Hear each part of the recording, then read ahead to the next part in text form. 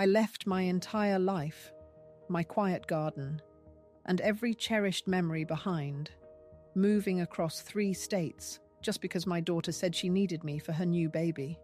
But in their sprawling colonial home, I was just the nanny, relegated to a stark attic room, watching them plan to sell the very house I was unknowingly the true owner of. What they didn't realize was that a forgotten heirloom held the key to their entire charade.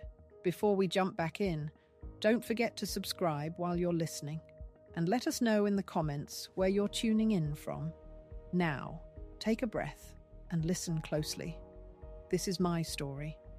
The world I built for my daughter crumbled, leaving me a ghost in the very home I thought was a sanctuary. My name is Deborah. I'm 62, and for decades I believed family was an unbreakable bond, a sacred promise whispered from one generation to the next. I moved across 3 states, leaving behind a quiet life and a garden where I'd spent 40 years nurturing roses. I abandoned the comfort of familiarity, all because Chelsea, my only daughter, had called. "Mum?" Her voice had been breathless. I packed my life into 6 boxes. My small apartment, steeped in decades of cherished memories, suddenly felt heavy, disposable. Yet the thought of Chelsea's growing belly, the promise of a tiny grandson or granddaughter, made every personal sacrifice feel lighter than air. This was it, I told myself. My ultimate purpose. My final, most profound act of love. I arrived at their sprawling colonial house, with its perfectly manicured lawns, to a kitchen so vast it dwarfed my entire previous living room. Chelsea offered a quick, tight hug. Jason gave a firm handshake, a smile that felt a little too practiced, a little too thin. "Mum, you're a lifesaver," Chelsea gushed, already distracted. "We've set up a cozy space for you." That cozy space was the converted attic, painted a stark, neutral beige. It contained a twin bed, with a mattress that dipped in the middle, a small desk, and a single window overlooking the back of the garage. "No personal photos up here, Mum," Chelsea had explained, her voice airy, dismissive. "We want to keep the main house cohesive. You understand." I understood. I unpacked my few clothes, my worn copy of Jane Eyre, and the small wooden box I'd carried since childhood. A treasure chest of forgotten dreams. This was fine, I convinced myself. A temporary adjustment. I was here for the baby, for them. Little Michael arrived soon after. A beautiful boy with Chelsea's dark hair and Jason's wide, unsuspecting eyes. He quickly became my entire world. My days stretched into a rhythm dictated by his needs. The constant cycle of diaper changes, lullabies sung in hushed tones, quiet walks through the neighborhood with the stroller, the soft squeak of its wheels on the pavement.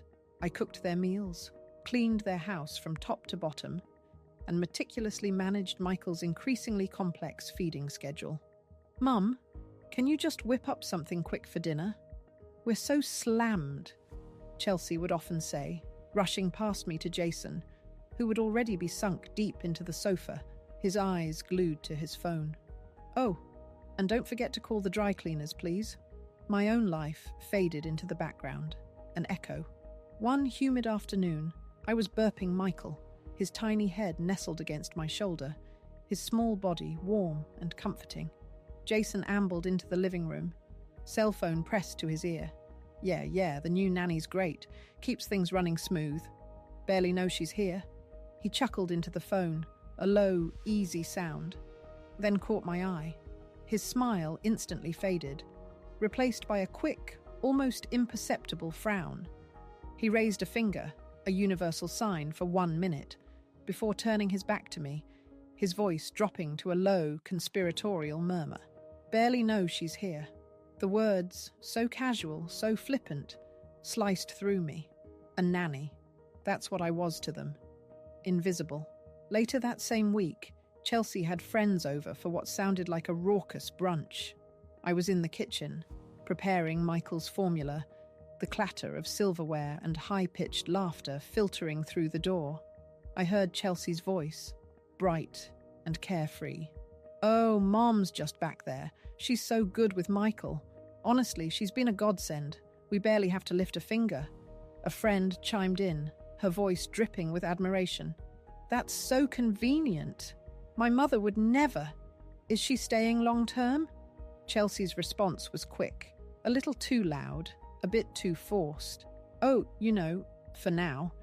She's helping out with the baby for a bit, getting back on her feet. The phrase hung in the air, a thinly veiled dismissal, a transparent attempt to minimize my role. I wasn't just a helper. I was a temporary fixture, an obligation, not truly family. My voice, once a steady, valued presence in family discussions, became a whisper no one heard. When I offered gentle suggestions for Michael's teething pain, Chelsea would nod vaguely, her eyes already fixed on some new parenting blog on her tablet. That's sweet, Mum. But things are different now. Science has come so far. When I tried to share stories of her own childhood, of how her father and I navigated the unpredictable chaos of new parenthood, her eyes would glaze over, a polite, distant look that chilled me to the bone. It was always about what they knew, what they had, what they controlled. I was simply a vessel for their convenience, a relic from a past they wished to erase. The oppressive silence, punctuated by their carefree laughter echoing through the lavish house while I sat alone in the stark, beige attic room, was louder than any shout. It felt like a slow, agonizing reckoning, a death by 1,000 quiet cuts. One evening, utterly exhausted after a full day of chasing a newly crawling Michael, I walked into the kitchen to find a dinner reservation card gleaming on the counter. "Jason and I are going out," Chelsea announced, already pulling on her expensive coat. "Michael's asleep. Just keep an ear out. You know the drill." No, I didn't know the drill. I knew the sacrifices. The front door clicked shut with a finality that echoed through the sudden, oppressive quiet of the house. I stood there for a long moment, the scent of their expensive perfume still lingering in the air, my hands still faintly smelling of processed baby food. My chest ached, a hollow, empty feeling, where love and gratitude should have been. I was a stranger in my own daughter's home, an uninvited guest left to manage their lives while they lived theirs. Have you ever given so much of yourself that you suddenly look around and realize there's nothing left, not even a space for your own heart to breathe? The heavy quiet of the house pressed in, suffocating. I stood by the kitchen counter, the dinner reservation slip a stark white flag of their freedom, my own evening stretching out into endless, empty hours. The scent of their expensive perfume, a sharp, cloying sweetness, lingered, a ghost of their fleeting presence. My hands still smelled of processed carrots and strained peas, a lingering reminder of my silent servitude. My chest ached, a hollow, empty feeling where love and gratitude should have been. This wasn't the quiet I'd known in my old apartment, the comforting hush of a life lived on my own terms. This was a deafening silence, a vacuum where my voice once echoed. I walked through the vast, cold house, each step on the polished hardwood floors a dull thud, alien and alone. The living room, with its pristine white sofas and unlived-in elegance, felt like a museum. No worn cushions from late-night talks, no dog-eared books on the coffee table.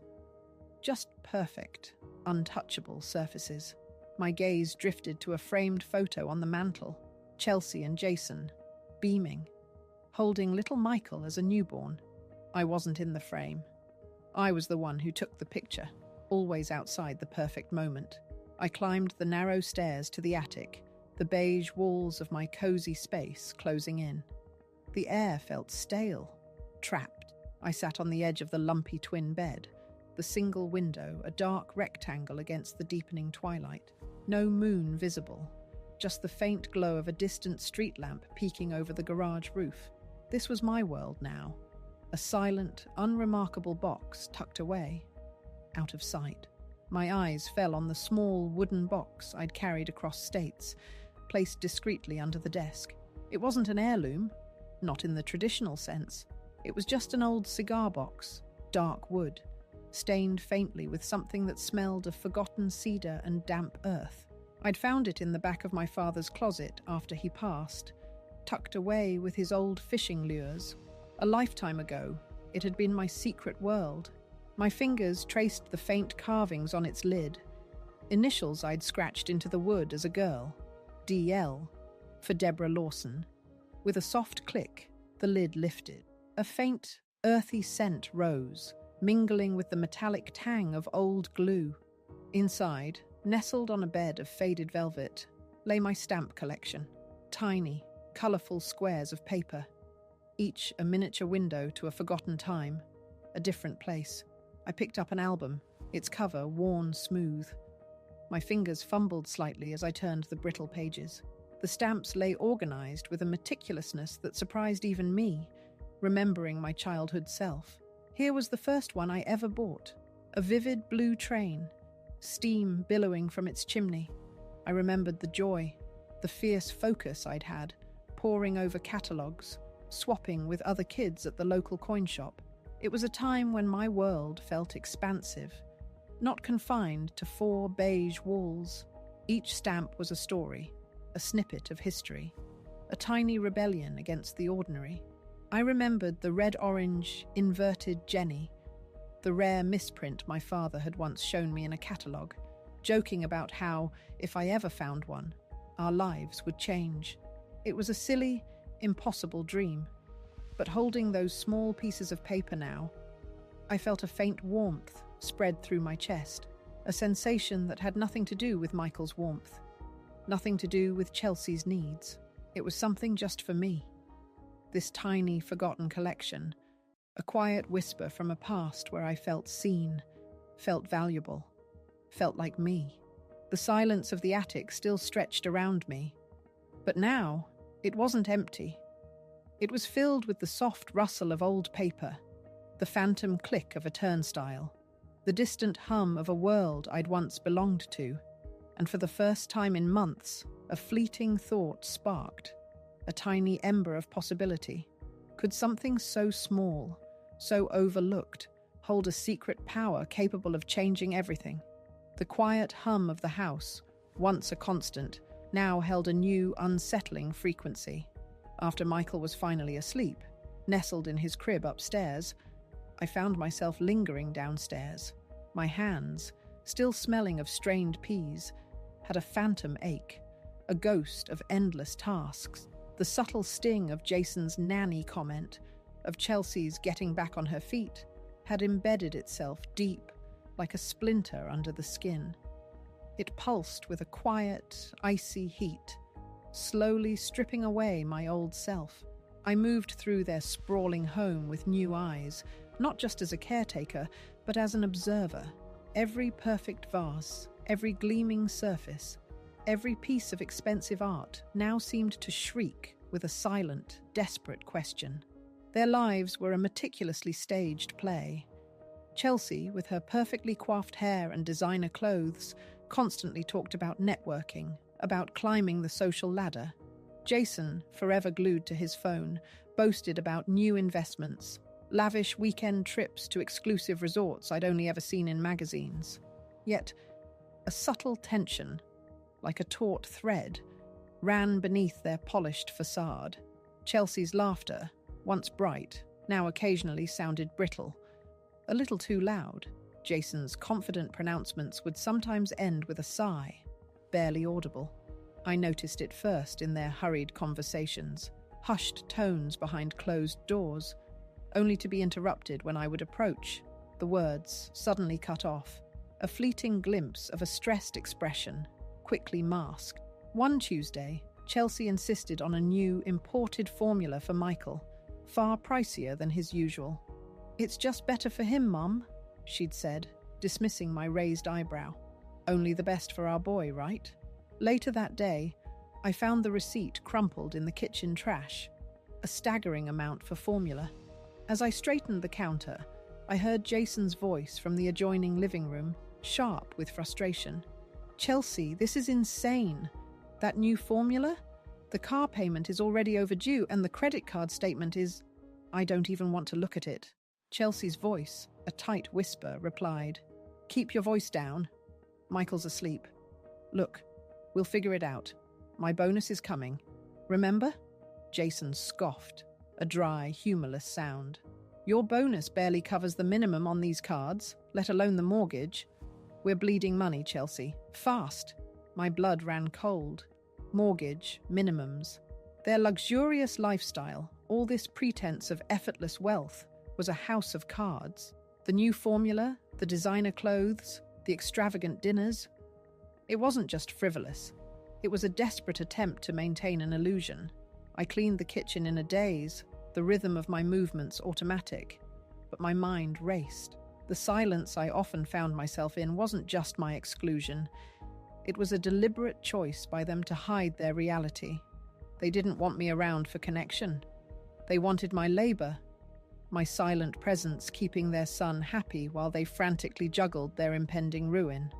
Later that night, the house was dark, save for the sliver of light from the bathroom. I crept out of my attic room. Michael finally settled for the night. Downstairs, I heard Jason on the phone. His voice hushed, frantic. I need another month, just one more. The market's volatile, but I have a big deal coming. I swear I'll cover the last 6 months' payments and then some. Just don't tell Chelsea. She'd lose it. 6 months of missed payments? The pit in my stomach deepened. This wasn't just a bump in the road. It was a full-blown financial catastrophe. He was trying to hide it, especially from Chelsea, whose own bonus was clearly not enough. Their carefully constructed world was teetering on the edge of collapse. I retreated to my attic room, the floorboards creaking softly under my weight. The air felt heavy, suffocating. I sat on the lumpy bed, staring out the tiny window at the moonless sky. My gaze fell on the wooden box, my childhood treasure, my stamp collection. It sat there, unassuming. A forgotten world. My mind, usually focused on Michael's next feeding or Chelsea's latest demands, suddenly pivoted. That red-orange inverted Jenny my father had joked about. Rare stamps. Value. Could it be? The idea, a desperate, exhilarating spark, ignited in the darkness of my solitude. For the first time, their problems felt like my opportunity. I carefully pulled the box out, the scent of cedar rising to meet me. This wasn't just about escaping. It was about reclaiming, about finding a way to liberate myself from being their unwitting prop. The stamps, once a private comfort, now felt like a tool. I carefully turned the pages, a new resolve hardening inside me, a quiet hum beginning to stir beneath the surface of my pain. What happens when the quiet observer finally sees not just the wound, but the weapon, hidden in plain sight? My fingers, usually numb from endless chores, now trembled with a new kind of anticipation as I opened the old cigar box. The dusty scent of aged paper and forgotten cedar filled the small attic room. My stamp collection, tucked away for decades, suddenly gleamed with the promise of a different future. I pulled out my laptop, the screen reflecting the dim light, and searched for a name. Arthur Finch. He was an old-school stamp appraiser, a legend in the collecting world, known for his sharp eye. It took some digging, but I found his dusty, unupdated website, complete with an email address. I drafted a brief message. I believe I have a rare stamp collection from the early 20th century. Would you be available for a consultation? I attached a few blurry photos, focusing on the ones my father had spoken about with hushed reverence. A week later, an email arrived. Deborah, photos are intriguing. Bring them to my office. Tuesday, 10 a.m., Finch. My heart gave a startled thump. This was it. The night before my appointment, I overheard Chelsea and Jason in the living room, their voices hushed but tense. We just need her to leave, Jason. The sooner she's out, the sooner we can list the house. Chelsea whispered. Jason sighed. I know. But she's not biting on the debt story as hard as I thought. She's starting to ask questions. So make it worse, Chelsea snapped. Emphasize how dire it is. We can't afford this place much longer with the market dipping. my blood ran cold. The debts were a ploy. They wanted me gone to sell this house. The house I'd poured my life into for Michael.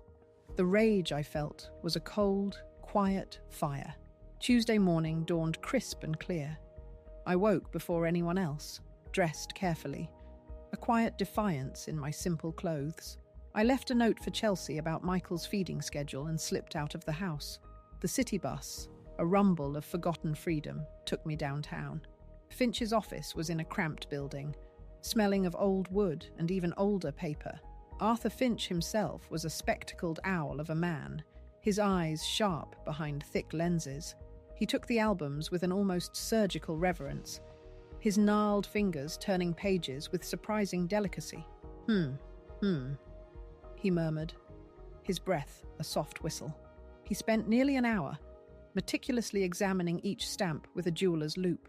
The silence in the small office was broken only by the rustle of pages, the soft clicks of his tweezers. Finally, he leaned back, a faint smile playing on his lips. "Deborah," he began, his voice surprisingly deep. "This is quite a collection. Not world-altering. No inverted Jenny here, but substantial. There are several true rarities. The early postal cancellations alone are magnificent. I'd say, conservatively, you're looking at a significant sum, easily enough for you to secure your own comfortable place, perhaps even buy a small condo outright." My breath hitched, enough to buy my own place, to escape their insidious plot. A wave of profound relief, so potent it almost buckled my knees, washed over me. I wasn't just a caretaker anymore. I was a woman with options. I left his office walking taller than I had in years, the canvas tote bag now feeling impossibly light. The city street, once a blur of indifference, now buzzed with possibility. I was free. I could finally leave. As I got back on the bus, pulling one last album from the bag to admire a particular stamp Finch had praised, a faded, almost indistinguishable green one with a tiny, blurred image of an old lighthouse, my thumb brushed against something, a faint, almost invisible raised line on the paper. I leaned closer, pulling out the small magnifier Finch had given me as a parting gift. Under the lens, the blur resolved into something shocking, not a lighthouse, but a distinct, micro-printed series of numbers and letters, an address, and below it, etched in incredibly fine detail, a name, my maiden name. Not the name of my father, but my own. This wasn't just a stamp. It was a secret, whispering a truth far more profound than any monetary value. It was the truth about the very ground beneath Chelsea and Jason's feet. The cold anger I felt was immediate, replacing the relief with something far more formidable. They weren't just using me. They were actively trying to defraud me of what was rightfully mine. What depths of betrayal do people reach when greed whispers promises of easy money? The microprint, barely visible, screamed a betrayal colder and deeper than anything I could have imagined. My hand, holding the magnifying loupe, trembled. The tiny numbers and letters on the unassuming green stamp, a forgotten relic from my youth, weren't just an address. They spelled out a name, my maiden name, followed by a property description and a date years before Chelsea and Jason had ever bought their lavish home. This wasn't just a valuable stamp. It was a deed to this house, the house I now cleaned, the house where I was treated like a burden, a mere nanny. My mind reeled. The debts Jason had whispered about, Chelsea's frantic promises of bonuses, their thinly veiled attempts to make me leave so they could sell the property. It was all a calculated lie. They weren't struggling to keep their home. They were plotting to sell mine. A cold, precise fury settled in my chest, replacing the raw ache of humiliation. I had been foolish, blind to their manipulative games. But now, the truth was laid bare on a piece of paper barely larger than my thumbnail. The next morning, I returned to Arthur Finch's office. He looked up, his spectacles perched on his nose, a question in his keen eyes. I didn't waste a moment. "Mr. Finch?" I said, my voice steady despite the storm inside me. "I need you to look at this. carefully. I handed him the green stamp, pointing to the almost invisible microprint. He took it, his gnarled fingers surprisingly delicate, and placed it under a powerful microscope. The silence in the small office stretched, broken only by the hum of the old equipment and my own racing heart. He leaned in, his brow furrowed, then straightened slowly, his eyes wide behind his lenses. "My word, Deborah," he breathed, a genuine shock in his voice. This is extraordinary. Not a stamp collector's mark, not a printer's error. This appears to be a property deed, embedded, almost invisibly, an ingenious hiding place. This isn't just a rarity, it's a legal document. And the name, it's yours. This house, the one you mentioned your daughter lives in, is legally yours. He looked at me, a profound concern in his gaze. How did this come to be? I explained everything. The calls for help, the move, the caretaking, the nanny comments, Jason's hushed conversations about selling the house. Finch listened, his expression hardening with each revelation. "This goes far beyond stamp collecting, Deborah," he said, pushing his glasses up his nose. "This is an attempt to defraud you. This microprint, if authenticated, is undeniable proof of your ownership. They are living in your home under false pretenses while actively trying to remove you to sell your asset." A quiet resolve settled over me. There would be no more quiet endurance, no more silent suffering. I wasn't leaving. They were. I spent the next few hours with Mr. Finch, discussing legal next steps, preparing to formally assert my rights. He connected me with a sharp, no-nonsense attorney he trusted implicitly. Every rustle of legal paper, every firm click of his pen as he took notes, felt like a brick being placed in the foundation of my reclaimed life. Back at the house, Chelsea was in the kitchen, humming, stirring a pot of something that smelled vaguely of cinnamon. Jason was on the phone, laughing loudly. "Yeah, she'll be out by next month, no problem," he boasted. "Then we list. Top dollar." My eyes met Chelsea's. She smiled, oblivious, a serene, almost triumphant look on her face. They had no idea the ground beneath their feet was about to give way. I simply nodded, a phantom smile on my lips, then walked past them. The small wooden box tucked securely under my arm, the true weight of its contents still unknown to them. The quiet woman they thought they could erase was about to show them exactly what it means to be truly seen. What vengeance, if any, could truly right such a profound wrong? The weight of the deed, a small square of faded green paper, felt heavier than any burden I had ever carried, a silent declaration of war. My attorney, a sharp woman named Martha, had advised caution, a measured approach, but caution felt like cowardice. I was done being measured, done being silent. I chose a Sunday evening, the kind where Chelsea and Jason usually settled into the grand living room, sipping wine, convinced their perfect world was untouchable. Michael was asleep upstairs, his soft breaths the only honest sound in the house. I walked into the living room, the Persian rug muffling my footsteps. Jason was on the sofa, scrolling. Chelsea was by the fireplace, adjusting a family photo, a picture of her, Jason, and Michael, smiling, flawless. I paused, watching her. No pictures of me. Of course not.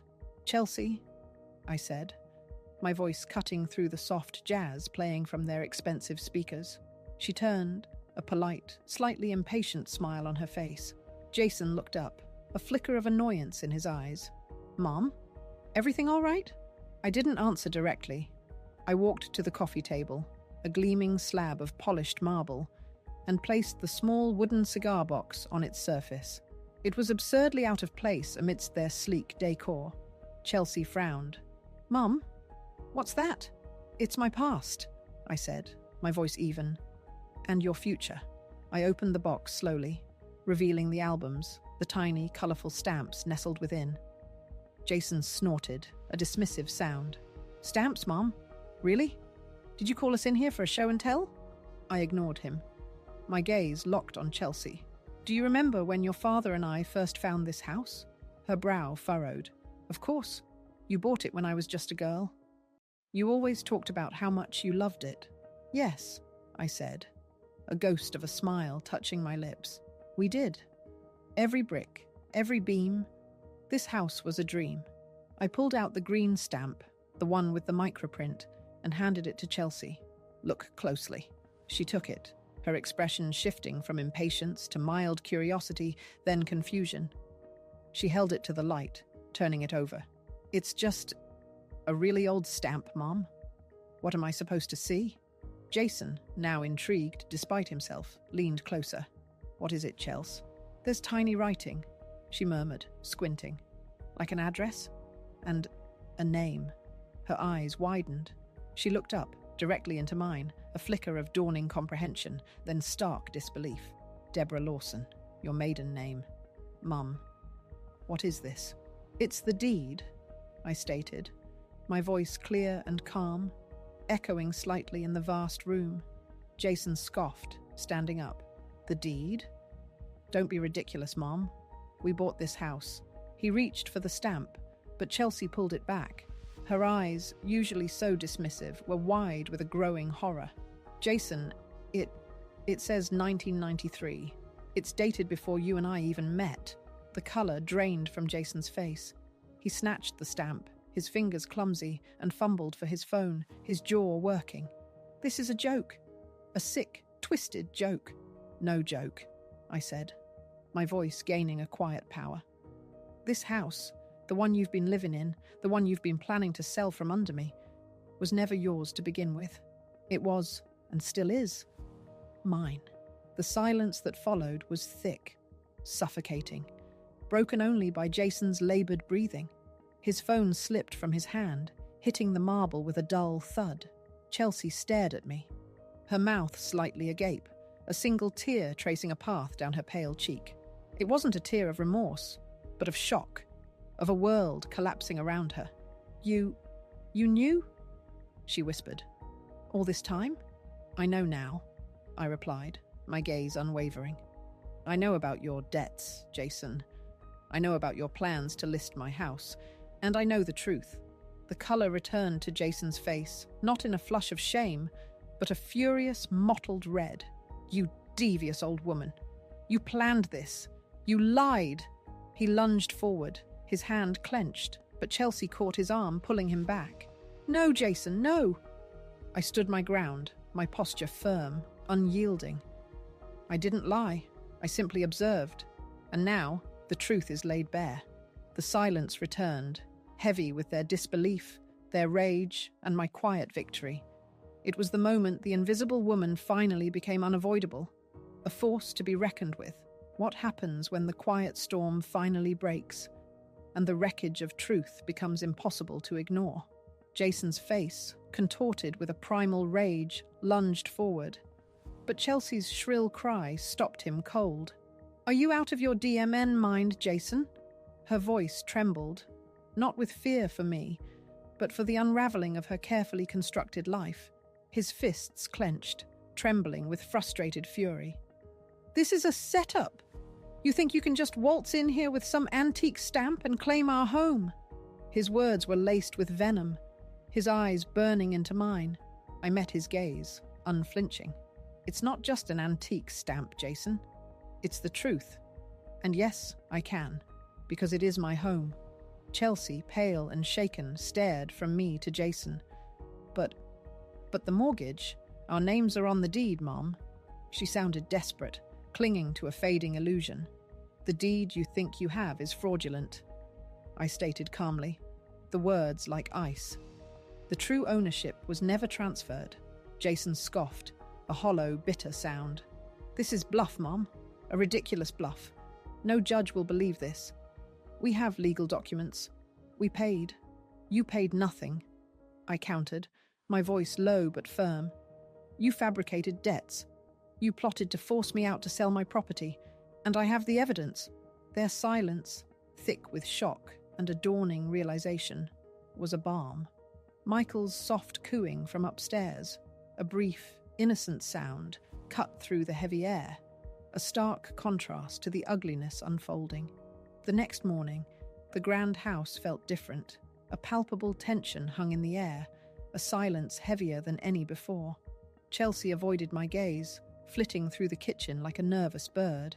Jason remained locked in his study, making frantic phone calls. I spent the morning as usual, caring for Michael, his small, trusting hand clutching my finger as he gurgled contentedly. This little life, so pure and innocent, was the true victim in their web of deceit. Just after lunch, the doorbell rang. Through the stained glass sidelights, I saw Martha, my attorney, standing on the porch, a discreet envelope in her hand. My heart gave a quiet beat of resolve. This was it. I opened the door. "Deborah?" she greeted, her expression calm and professional. "We're ready." I led her to the living room, where Chelsea and Jason sat frozen on the sofa. Jason's jaw tightened at the sight of Martha. "What is this?" he demanded, his voice strained. Martha simply offered the envelope to Chelsea. "This is a formal notice, an eviction. Effective immediately." Chelsea's hand trembled as she took the paper, her eyes scanning the words. "Eviction?" she whispered, disbelief etched across her face. "But this is our home." "No," I said, stepping forward, my voice clear and unwavering. "It's mine. You have 72 hours to vacate the premises." Jason leapt to his feet, enraged. "You can't do this. This is a mother-daughter dispute. You'll never get away with this." "You'd be surprised, Jason," Martha interjected, her voice firm. "We have the original deed, authenticated. We have documented evidence of your scheme. Any attempt to resist will be met with legal action, and you will lose everything, including your so-called new life." Chelsea slumped onto the sofa, tears finally welling in her eyes, not from sorrow, but from the crushing weight of her own self-serving choices. Jason stood, breathing heavily, trapped, the illusion of his control shattered. The silence of Michael's laughter still echoed in my ears. But now, a new sound began to emerge, faint but clear. The first, shattering crack of their perfect world. How quickly do people forget the value of integrity when material gain whispers promises of an easy life? The silence in the grand living room, after Martha's words, was the sound of a universe imploding. Jason stood frozen, his face a grotesque mask of fury and disbelief, his fists still clenched, yet powerless. Chelsea, slumped on the plush sofa, clutched the eviction notice like a death warrant, her breath coming in ragged gasps. The vibrant life of the house, once a cacophony of their careless laughter and demanding voices, had suddenly flatlined, replaced by a vacuum that sucked the air from the room. I watched them, my heart a complex knot of satisfaction and sorrow. This wasn't a triumph I had envisioned, not in the fairy tales of family I had once believed. This was the cold, hard reality of justice served. Martha, ever the professional, broke the spell. The terms are clear. 72 hours. Any resistance will be met with further legal action. I suggest you begin making arrangements. Her voice, calm and unyielding, was the final nail in the coffin of their pretense. Jason finally found his voice, a raw, guttural sound. "You think this is over? You think you can just steal our home?" He spat the words at me, his eyes burning with a hatred that chilled me, even after all they'd done. "It was never your home, Jason," I stated, my voice steady, reflecting a strength I hadn't known I possessed. "You just lived in it." Chelsea finally looked up, her eyes red-rimmed, glistening with tears that I knew were purely for herself. "Mom, please," she whispered, her voice cracking. "Don't do this. Where will we go? We have Michael." The manipulation, the desperate clutch at emotion was still there, even now. It twisted the knife of betrayal deeper, a reminder of how little they saw me beyond a utility. "Michael," I said, my gaze softening slightly as I thought of my grandson, "will be fine. He will always have a home here. With me." My words hung in the air, a silent promise to the innocent life upstairs. It was a promise that also served as a clear, unyielding boundary to them. Martha nodded, her gaze firm on Jason. "Consider this your final warning. We will be back on Thursday morning." With a polite yet resolute nod, she turned and departed, leaving the oppressive quiet to settle once more. The next 3 days were a masterclass in slow, agonizing emotional warfare. Jason immediately called his lawyer, a man whose bluster I could practically hear through the closed study door. Hours were spent in hushed, furious conversations, punctuated by frustrated thuds against the wall. Chelsea, meanwhile, oscillated between fits of despair and attempts at tearful reconciliation. She'd approach me in the kitchen, her voice soft, pleading. "Mom, please reconsider. We made a mistake. A horrible, stupid mistake." Her eyes would meet mine, searching, not for forgiveness, but for a weakness she could exploit. "The mistake was thinking you could erase me," I'd reply, my voice flat, devoid of the emotion she so desperately tried to conjure. "The mistake was treating me like a stranger, a burden in my own house." She would recoil, defeated, before retreating to her room, the sounds of boxes being roughly dragged across the floor echoing through the silent halls.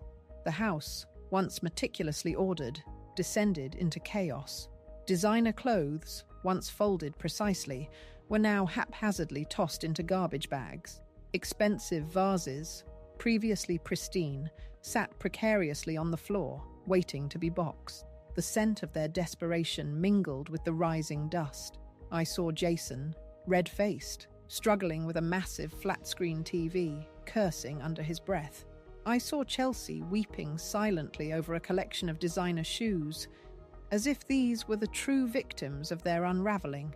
They were dismantling their own lavish illusion, piece by painful piece.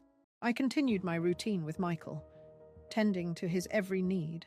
His innocent gurgles and playful squeals were the only pure sounds in the suffocating atmosphere. I held him close, shielding him from the escalating tension, his soft weight a grounding force. I watched Jason and Chelsea from a distance, like a detached observer. Their interactions grew more volatile. Sharp words, slammed doors, hushed arguments that ended in bitter silences. Their perfect partnership, built on sand and deceit, was crumbling as rapidly as their financial charade. On the third day, the air felt electric. Moving boxes, some half empty, stood scattered like tombstones. The once opulent rooms were stripped bare, revealing faint dust outlines where portraits and mirrors had hung.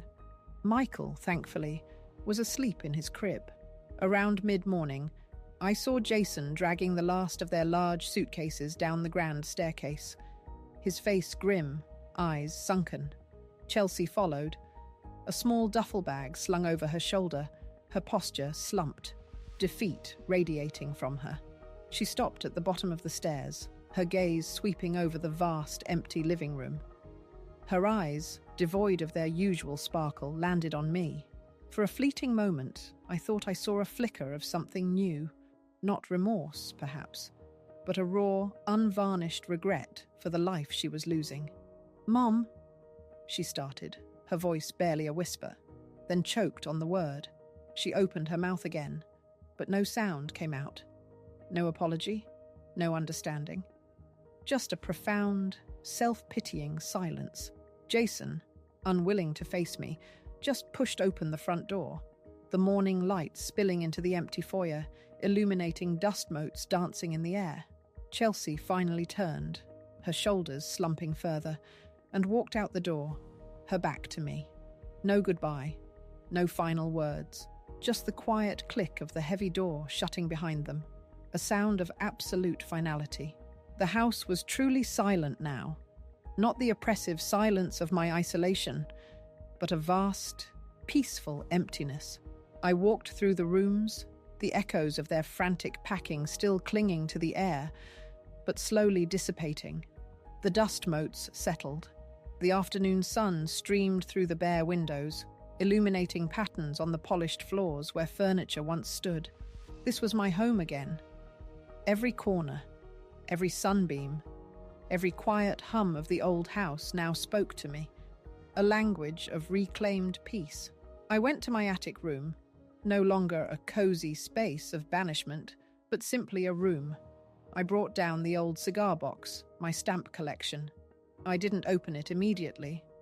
I just held it, the weight of it in my hands, a metaphor for the weight that had been lifted from my soul. This small, unassuming box had held not just rare paper, but the truth, the key to my liberation. It had not only revealed the true value of the stamp, but had unmasked the true nature of the people I had sacrificed so much for. I sat on the white sofa in the living room, no longer pristine and untouchable, but a canvas for my new life.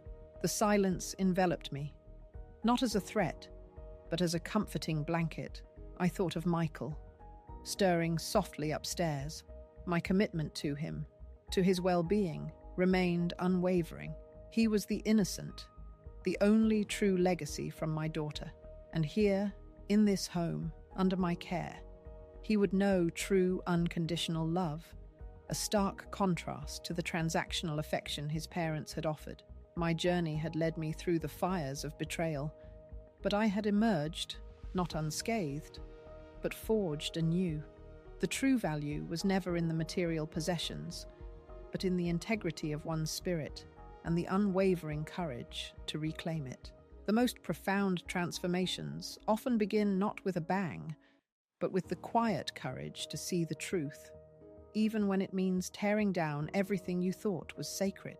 Have you ever faced a moment where the silence spoke louder than any words, revealing a truth that changed everything?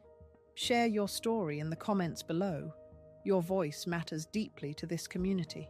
And if this story resonated with you, don't forget to hit that subscribe button to join us for more journeys of resilience and unexpected